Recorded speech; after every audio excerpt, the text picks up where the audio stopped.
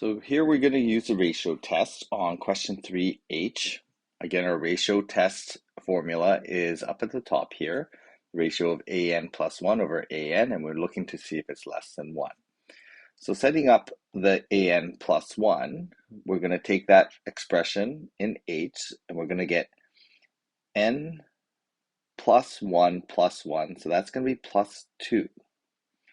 That's the first factor. The n plus 2 becomes n plus 1 plus 2, so that becomes n plus 3. And in the denominator, we're going to end up with 3 to the power n plus 1.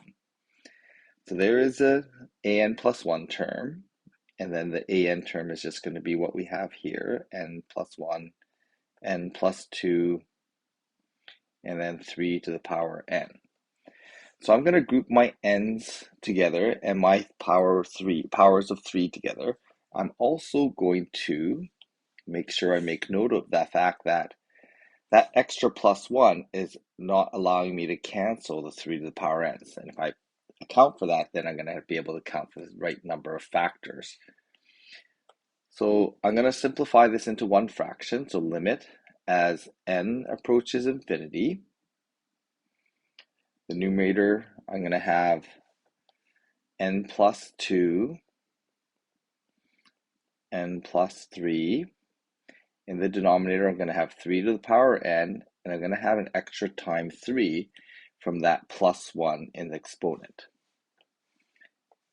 So then I'm going to end up with 3 to the power n from the denominator, and then in the numerator, I have n plus 1, n plus 2. Okay, so right away, I'm just going to start canceling some factors. I've got common n plus 2's, common factors of n, because this is even before we go to infinity. So what's going to be left is, I notice that we have this n plus 3, n plus 1. I'm going to group those two together, and then I just have to divide by 3.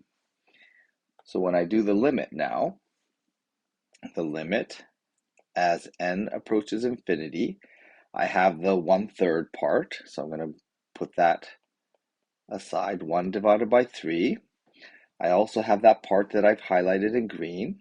I'm going to group that together. N plus 3 over n plus 1.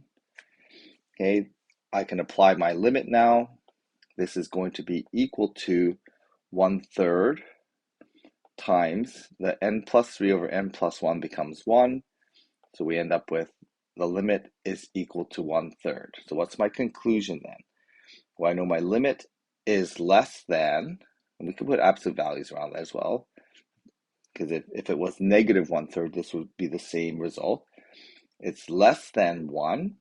My conclusion from this is, if it's less than 1, we know this is a converging series, so this is convergent.